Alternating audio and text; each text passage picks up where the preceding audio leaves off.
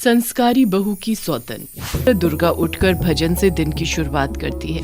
हे मनमोहन, हे मनमोहन।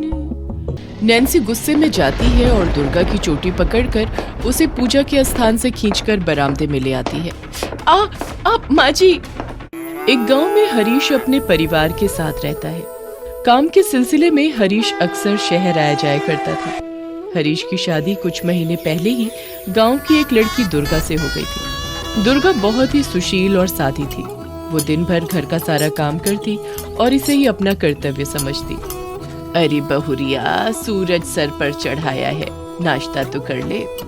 रसोई में होने के कारण पसीने में भीगी हुई कपड़े में आटा लगाए हुए दुर्गा बाहर आकर कहती है, जी माँ जी, वो इन्हें दोपहर को ही शहर निकलना है तो पूड़ियाँ बना रही हूँ। ये सब निपटाते ही मैं खाना खा लूंगी, आप परेशान मत होइए।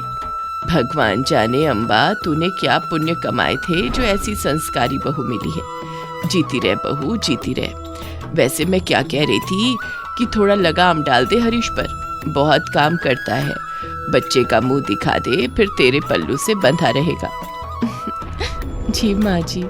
दुर्गा हरीश के कपड़े तैयार कर देती है और खाना पैक कर बैग में डालते हुए कहती है, जी वो आप अक्सर शहर में रहते हैं और मैं रसोई में। घर बड़ा खाली खाली सा हो जाता है, तो वो माँ जी कह रही थी घर में एक बच्चा पैदा होता तो। बूढ़ी माँ हुई है और सठिया तुम रही हो। जो जैसा है चलने दो, तुम्हारे खर्च कम है कि अब बच्चा भी पैदा करोगी। दुर्गा का मन टूट जाता है और हरीश बैग लेकर बाहर की ओर निकल पड़ता है। उसे इस तरह गुस्से में जाता देख अम्बा दुर्गा से कहती है, अरे बहू, हरीश इतनी जल्दबाजी में क्यों निकला? अभी तो ट्रेन आने में काफी वक्त है। माँ जी, वो मैंने बच्चे की बात की ना, इसलिए। ये सही नहीं है बहू। बच्चे के नाम से वही मर्द चिढ़ता है जिसके दिल में कोई और हो। तू हरीश के पीछे पीछे जा, मुझे कुछ गड़बड़ लगती है। दुर्गा छिपकर हरीश का पीछा करती है और ट्रेन के डिब्बे में किसी विलायती लड़की को हरीश से गले लगते देख लेती है। मैं तुम्हें लेने आ गई, कैसा लगा सरप्राइज हरीश डार्लिंग? यहाँ नहीं, ये मेरा गांव है, यहाँ सब मुझे जानते हैं, ये सब शहर में। अब तो मैं तुम्हारा ही हूँ। दुर्गा ये सब देख लेती है और घर आकर अम्बा को सब बताती है। अब की बार आने दे, इस सयाश को 2 तमाचे लगाऊंगी, ठीक हो जाएगा। ये आए ही नहीं तो माँ जी। तू क्यों रोती है बहू? कुछ नहीं होगा, मैं तेरे ससुर जी से बात करती हूँ। अगले दिन दरवाजे पर दस्तक होती है और हरीश दुर्गा की सौतन के साथ दरवाजे पर खड़ा होता है। ये सब क्या है हरीश? ये सब नहीं आंटी जी, मैं हूँ हरीश की वाइफ। मैंने ही घर आने की जिद की। अब कितने ही दिन रिश्ते को छिपाएं और क्यों? अभी अब डंडा पड़ेगा तो सुधर जाएगा तू। क्या ये सब? ये संस्कार दिए थे मैंने तुझे। जी आप चुप रहिए, हालात और बिगड़ सकते हैं। आपको कोई दिक्कत है मेरे रिश्ते से तो मैं और मेरी बीवी नैन्सी वापस चले जाते हैं। मेरे बारे में तो सोचिए जी, मेरा क्या होगा? आप क्यों जाएंगे कहीं? मैं ही चली जाऊंगी यहाँ से। अम्बा दिमाग की बहुत तेज थी। वो वक्त की नजाकत को समझ चुकी थी। ये नैन्सी बड़ी चालाक है, इतनी आसानी से हरीश का पीछा छोड़ने वाली नहीं है ये। अगर हरीश को अपने साथ ले गई तब तो कोई रास्ता नहीं बचेगा। अब हरीश के दिल में दुर्गा के लिए वो जगह बनानी ही होगी जो नैन्सी की है। अगली सुबह रोज की तरह दुर्गा उठकर भजन से दिन की शुरुआत करती है। ओह गॉड, माय हेड, ये कौन पागल सुबह सुबह गाना गा रहा है? दुर्गा और कौन? हर सुबह 5 बजे वो पूजा पर बैठ जाती है। पर अब नहीं, अब ये मेरा घर है, यहाँ वही होगा जो मैं चाहूंगी। नैन्सी गुस्से में जाती है और दुर्गा की चोटी पकड़कर उसे पूजा के स्थान से खींचकर बरामदे में ले आती है। आप माँ जी, ये मेरा घर है, कोई तुझे नहीं बचाएगा। तभी वहाँ अम्बा आती है। ठीक ही तो कह रही है नैन्सी बहू, रोज सुबह सुबह गला फाड़ने लगती है। हम सब सो रहे हैं, जगाने मत आना। और हाँ, नाश्ता नैन्सी बहू के मन का बनेगा, समझी?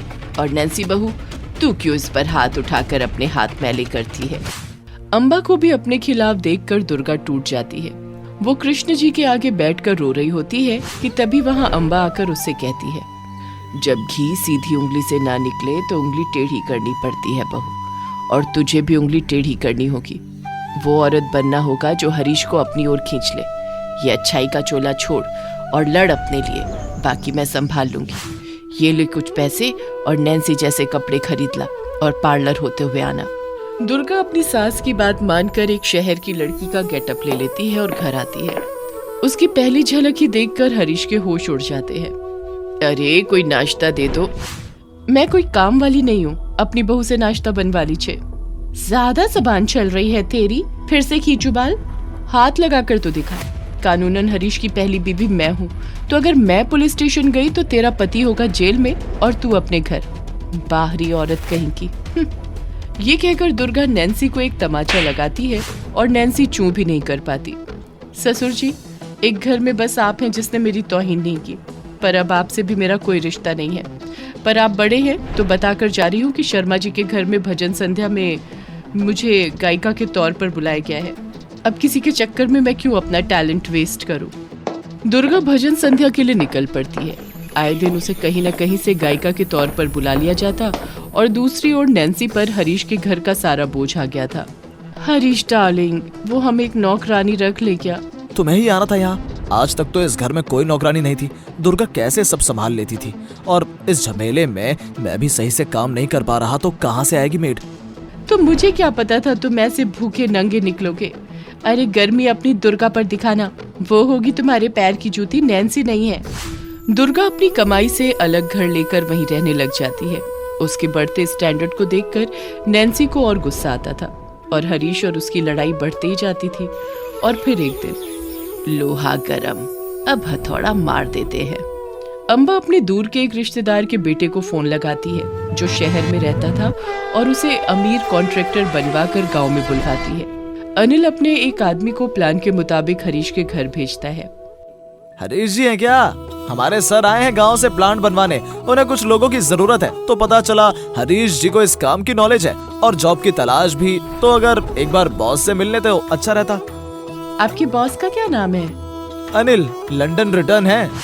नैन्सी का मन अब हरीश से ऊब चुका था और अनिल का नाम सुनते ही वो बन सवर कर अनिल के ऑफिस के लिए निकल पड़ती है। साइट की नॉलेज तो मुझे भी है, और अगर इतने बड़े आदमी के साथ रहने का मौका मिले तो इन पर तो मैं 100 हरीश न्योछावर कर दूं। नैन्सी बन सवर कर अनिल के ऑफिस के लिए निकलती है।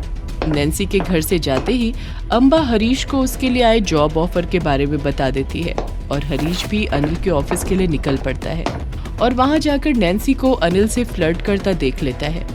तो यही है तुम्हारा असली रूप। तुम्हारे कारण मैंने दुर्गा जैसी भोली लड़की को छोड़ा था, आज मैं तुम्हें छोड़ता हूँ। ये कहकर हरीश वहाँ से सीधा दुर्गा के पास जाता है और अपनी गलती के लिए माफी मांगता है। दुर्गा को जिस घड़ी का इंतजार था वो आ गई थी। मैं आपसे कभी नाराज ही नहीं थी जी, कभी भी नहीं। चलिए घर चलते हैं। हरीश और दुर्गा फिर से एक हो जाते हैं और खुशी खुशी रहने लग जाते हैं।